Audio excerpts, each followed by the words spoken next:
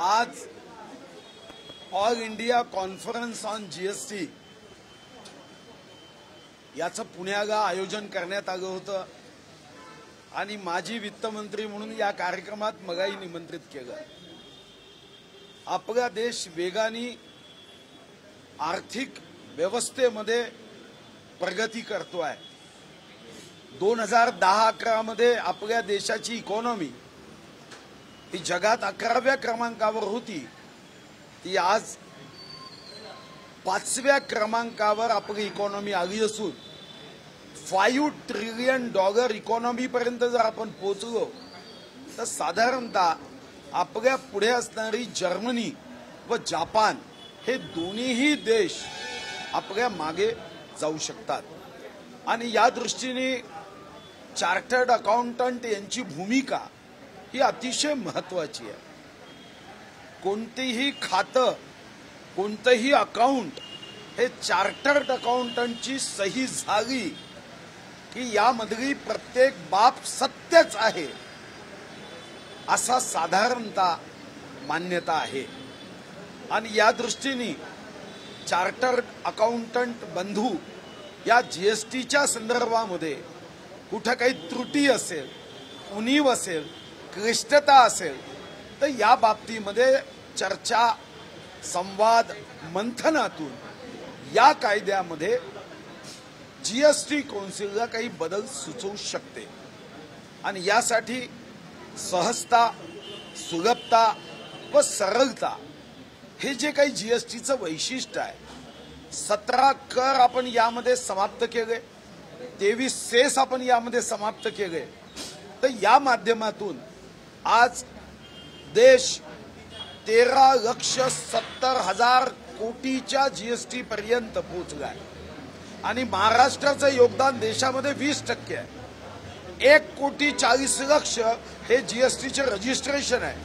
आणि मग अशा प्रसंगात आपल्या देशाची आर्थिक स्थिती वेगाने पुढे जावी, आपली गाडी वेगाने पुढे जावी, या दृष्टीने या पुण्यनगरीमध्ये या संदर्भातली जी काही कॉन्फरन्स आयोजित केली त्यांना सदिच्छा आणि शुभकामना देण्यासाठी मी सरकारच्या वतीने आलो। आपली अर्थव्यवस्था इतकी बळकट होत असताना, मोठी होत असताना ज्यांच्या सहीचा आपण उल्लेख केला, यांची मात्र आर्थिक एक प्रकारची टंचाई, कमतरता देशामध्ये जाणवते। आजही लाखोच्या संख्येनं सीएची संख्या कमी आहे असं बोललं जाते।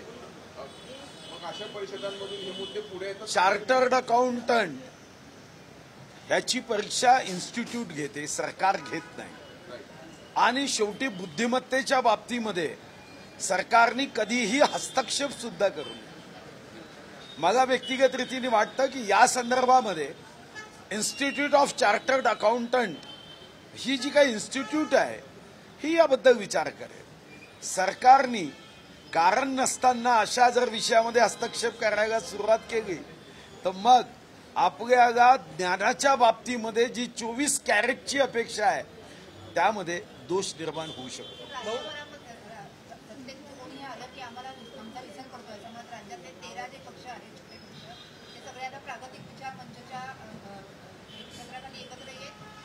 बैठक घेणार आहेत आणि तुमच्यासोबत असणारे राजू शेट्टी, त्याचबरोबर आम आदमी पक्ष, अशा 13 वेगवेगळ्या पक्षांचा यात समावेश आहे। आमच्या सोबतचं कोणीही त्यामध्ये नाही।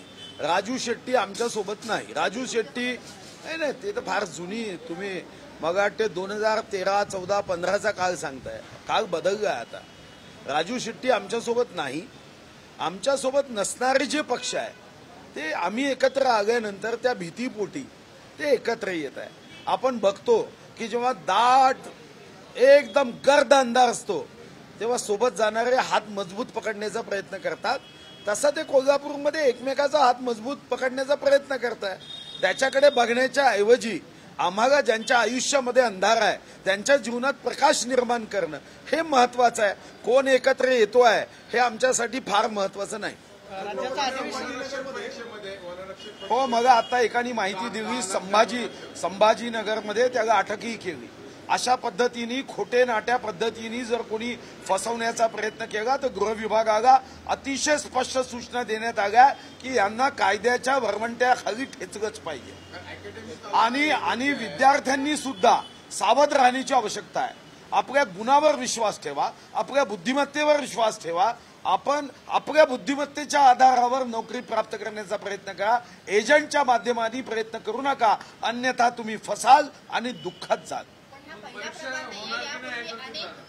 यापूर्वी नाही, अनेक परीक्षेमध्ये अशा पद्धतीने लावून देतो असं खोटं बोलणारे लोक असतील. याचा परीक्षा पद्धतीशी संबंध नसतो. काही ठिकाणी मी पत्रकार बनवतो असेही सांगून पैसे घेतले जातात. त्याच्याशी त्या चॅनलचा थोडी संबंध असतो. शेवटी फसवणारे बदमाश लोक हे समाजात असतात, पण त्याचा अर्थ परीक्षेशी काय संबंध? परीक्षेच्या बाबतीमध्ये कुठेही अडचण नाही. अशा पद्धतीने समाजामध्ये काही लोक फसवण्याचा प्रयत्न करतात. विद्यार्थ्यांनी आपल्या बुद्धिमत्तेवर विश्वास ठेवावा, अशा एजंटवर विश्वास ठेवू नये. पेपर कुठेही फुटला नव्हता. नकली पेपर काही इन्स्टिट्यूशननी दिले, त्याच्यावरही पोलिसांनी कारवाई केली. नाही, पेपरच फुटले नाही का? नकली पेपर इन्स्टिट्यूशननी दिले. पंतप्रधान मोदींनी जो आरोप राष्ट्रवादीवरती केला होता 70,000 कोटींच्या गैरव्यवहाराचा, तो राष्ट्रवादी काँग्रेसवर होता, शरद पवारवर होता की अजित पवारवर होता? असा होता. तो आरोप जो होता तो तुम्हालाही माहिती आहे की राष्ट्रवादीचे राष्ट्रीय अध्यक्ष कोण, त्यांच्या पक्षावर होता. ज्या झाडाची शाखा बाहेर निघाली ते तर स्वतंत्र झाड झालं, त्याच्यावर आरोप असण्याचा प्रश्न आता कुठे उपस्थित होतो? नंबर 1.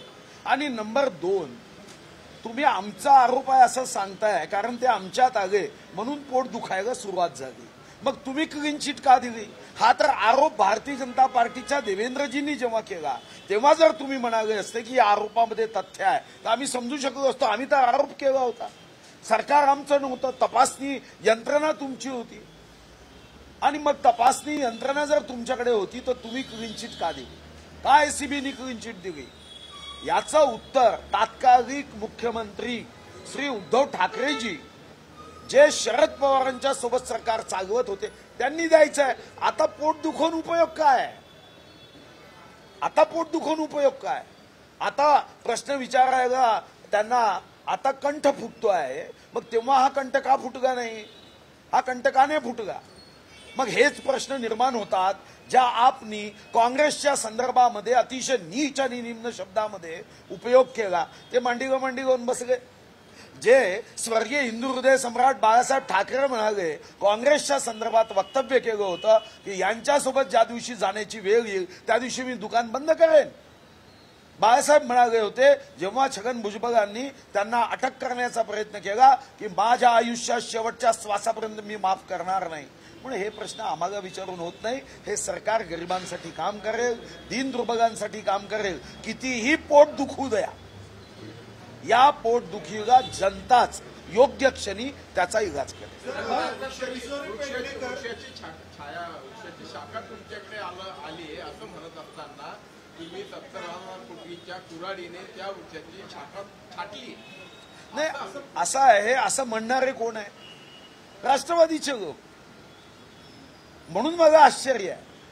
हे जर कोणी भारतीय जनता पार्टीच्या कार्यकर्त्यांनी विचारलं असतं तर मी समजू शकतो. तुम्हीच क्लीन चिट दिली. नाही, क्लीन चिट दिल्यानंतर आता तुमच्याकडे आहे तो बरा आहे.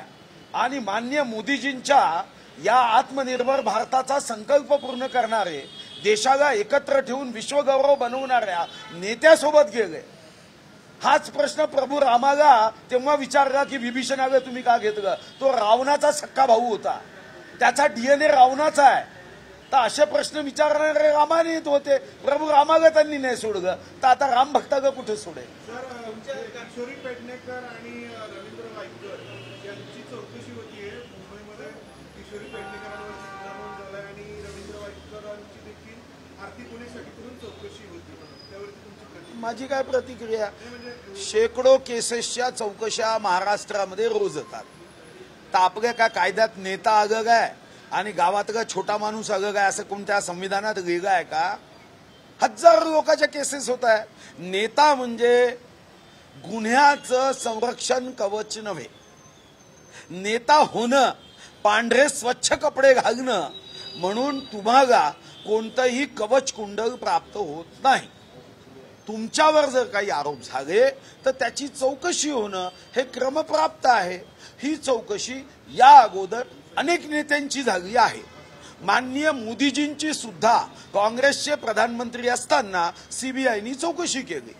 माननीय लालकृष्ण अडवाणींची ही चौकशी हवालामध्ये झाली. याच पुण्याचे माजी खासदार सुरेश करमाडे यांचीही चौकशी झाली. मी शेकडो उदाहरणं देऊ शकतो. ईडीचा कायदा 2005 मध्ये आला. 2014 पर्यंत 2200 गुन्हे दाखल झाले. 2200 गुन्ह्यात अनेक नेत्यांची चौकशी झाली. तेव्हा तुमच्या डोळ्यात पाणी येत नव्हतं. आता डोळ्यात पाणी काय येतं? कारण घाबरतात. हे डरपोक लोक आहे. यांना भीती वाटते की आपलं बिंग फुटलं तर काय होईल. तर हे तर स्वाभाविक आहे. कर नाही त्याला डर नाही. न्याय व्यवस्थेवर विश्वास ठेवा, संविधानावर विश्वास ठेवा. अशा चौकशा तर अनेकांच्या झाल्या, भाजपच्याही नेत्यांच्या झाल्या. जर केलं नसेल तर भीती कशाची आहे? देवेंद्रजींनाही तुम्ही 160 मध्ये नोटीस पाठवला होता. भिले का? भ्यायचं काही कारण नाही. महाविकास आघाडीतील अजित पवारांच्या गटामध्ये आणखी एक कोणी नेता मोठा दाखल होईल अशी एक चर्चा आहे. जो आता शरद पवारांकडे जो मंत्री होता एक मोठा नेता महाविकास आघाडी सरकारच्या काळात, तर त्याबद्दल काही आहे? नाही, महाविकास आघाडीचा नेता कुठं दाखल होईल? महाविकासमध्ये आघाडीचं सरकार नाही. ठीक आहे. असं आहे, असे अनेक लोक संपर्कात आहे. सध्या देवेंद्रजींनी नो रूमचा बोर्ड सध्या गावगा आहे. ज्या दिवशी आपण हाऊसफुलचा बोर्ड काढू त्या दिवशी पुन्हा काही लोक तयार आहे वेटिंगमध्ये आहे. का एका तरी काँग्रेसच्या नेत्यांमध्ये महाराष्ट्राच्या की माझ्या शेवटच्या श्वासापर्यंत मी जाणार नाही, ज्या दिवशी जाईल त्या दिवशी माझा देह त्याग करेन, असं म्हणण्याची ताकद आहे का? मी तर विधानसभेत विचारलं आहे का नेत्याची ताकद? सर्व तर अशी वाट पाहत आहे कधी बोलवतात आणि आम्ही कधी येतो पाठावर बसायला. जरा विचारा ना काँग्रेसच्या एकेका नेत्याला. माझी तर इच्छा आहे त्या निमित्ताने काही तर छाटले जातील जे आमच्यामध्ये येणार नाही. असे भेट घेत राहतात. काँग्रेसच्या नेत्यांचं काय अनेक भेट घेत राहतात. अरे अनेक भेट घेत राहतात.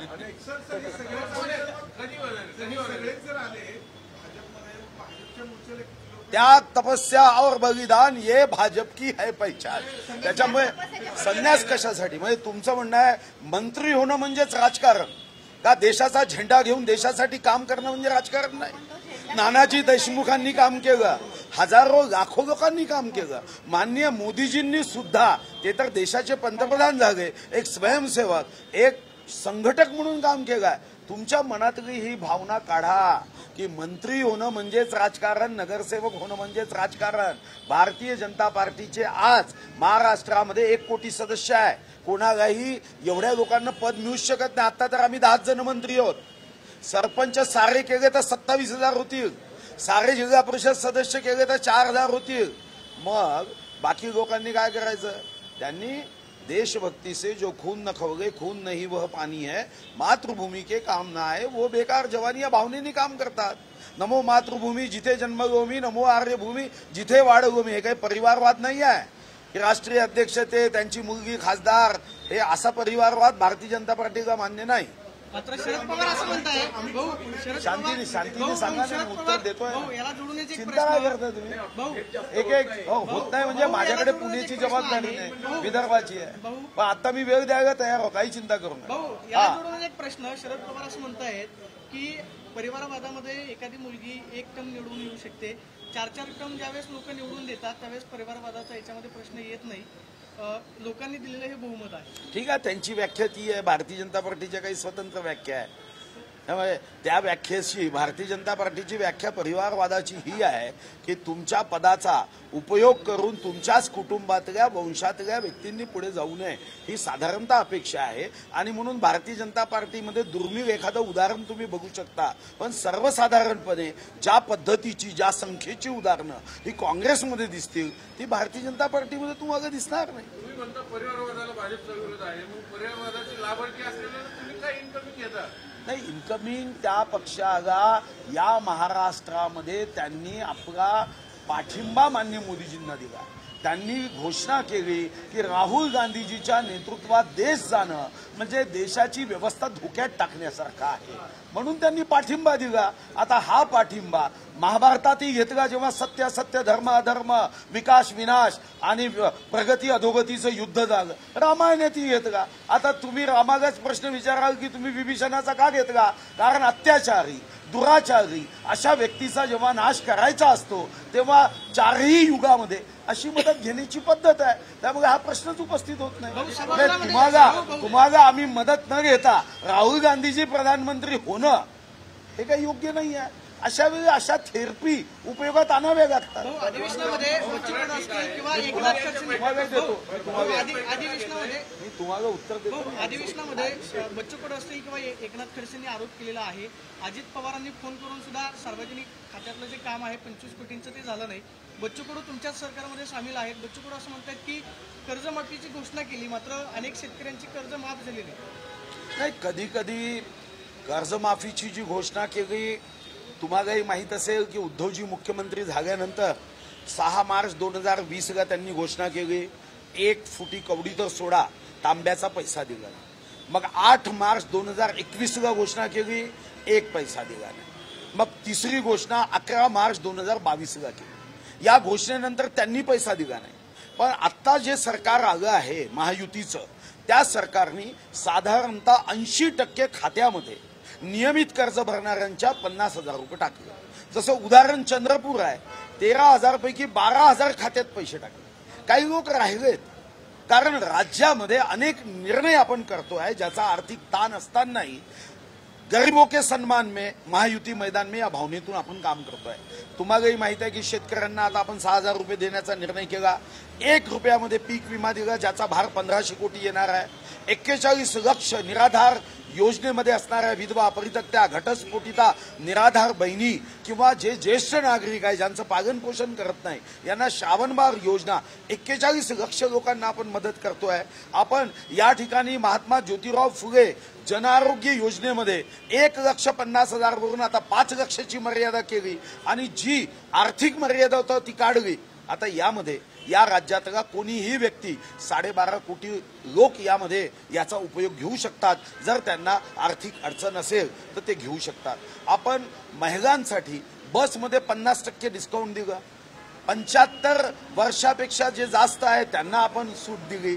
आपण शिक्षक सेवकांचा कृषी सेवकांचा मानधन वाढवलं. अंगणवाडी सेविकांचं मानधन वाढवलं. हॉस्पिटल्स जेवढे आहे त्यामध्ये आता 1ही रुपया आकारायचा नाही जे सार्वजनिक आहे. अशा प्रसंगात जे 3 वर्ष जगातला सारा फेविकॉल ओठाला लावून बसले होते त्यांना आता कंठ फुटतोय का? अरे आम्ही करतोय ना. आम्हाला तर 2024 सप्टेंबरपर्यंत हे पैसे द्यायचे आहे निर्णय करायचे आहे. तुम्ही एका क्षणी सर्व प्रश्न संपेल असं तर होणार नाही. आमची नियत साफ आहे. आमची नीती साफ आहे. आम्ही हे प्रश्न सोडवतोय. आम्ही जे प्रश्न सोडवले त्याचं कौतुक करायचं नाही या कंजूस असणाऱ्या लोकांनी. पण जे सोडवलं नाही त्याला राईच्या फोटोचा पर्वत करायचा ही एक नवीन सवय नव्हे. हे एक व्यसन आहे सत्तांध लोकांचं. एकनाथ तुम्हाला खडसे विचारायचं पुणे जिल्ह्यातल्या बिबट सफारी पार्कचा काय हो साधारणपणे आता आपण बिबट सफारीला मान्यता दिली आहे. आता कॅबिनेटमध्ये तो विषय चालला आहे आणि जुन्नरमध्ये साधारणतः 80 कोटी रुपये खर्च करून एक बिबट सफारी आपण तिथं तयार करतोय. आता नुकताच या अधिवेशनामध्ये आपण या संदर्भातला कायदाही मंजूर केला. या अगोदर वन्य प्राणी मानव यांच्या हल्ल्यामध्ये जे काही व्हायचं मृत्यू व्हायचा तर त्यांची मदतही मागच्या सरकारमध्ये जी मदत होती त्याच्यामध्ये आता साधारणतः आपण 10 पट वाढ केली. 25 लक्ष केली. जो अपंग होतो त्याला 7.5 लक्ष केली. आपण जनावरांची मदत आमचं सरकार येण्याच्या अगोदर मी वनमंत्री व्हायच्या अगोदर फक्त 10,000 रुपये होती ती आता 70,000 रुपये केली. जे पिकांचं नुकसान आहे त्यामध्येही आपण भरमसाठ वाढ करतोय. ज्या माध्यमातून हे मदत करताना पुन्हा एक महत्वाचा निर्णय मी केला. आता कायदा केला.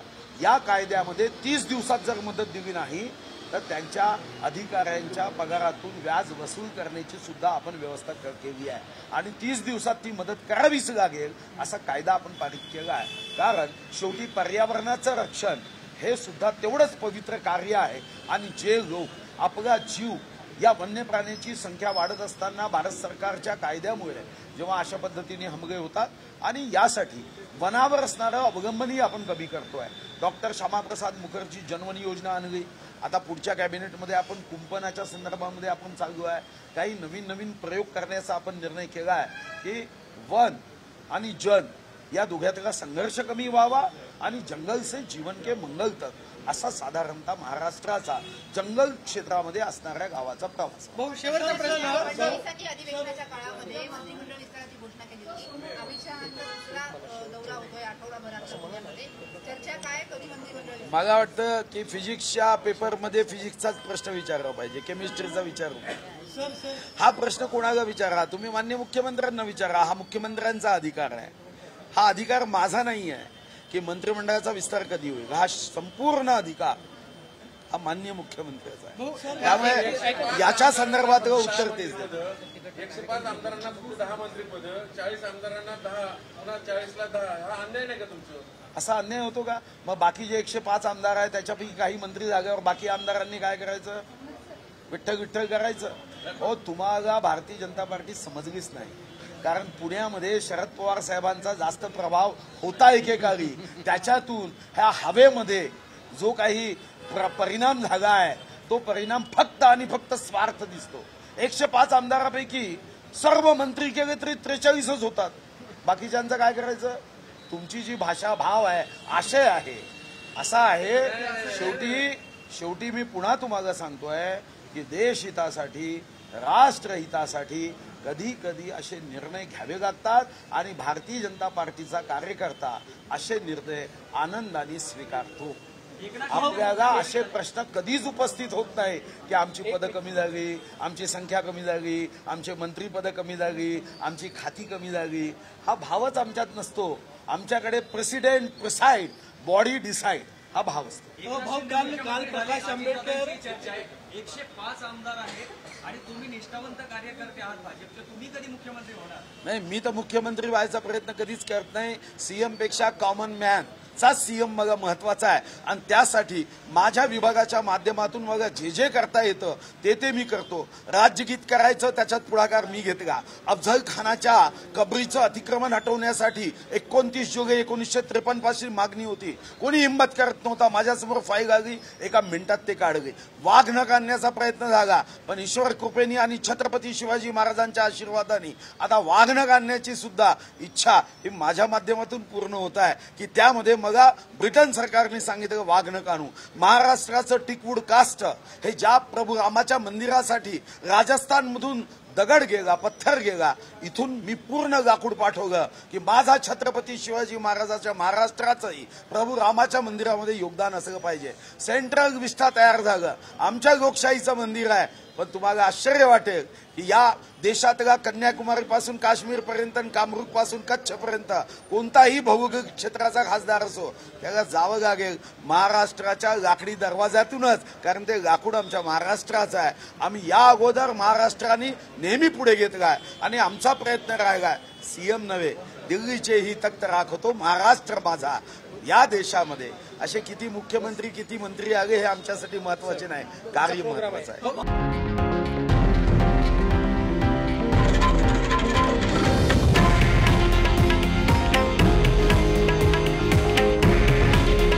हे आहे देशातील नंबर 1 न्यूज नेटवर्क आणि आपण पाहत आहात TV9 मराठी. काळजी तुमची, हित महाराष्ट्राचं.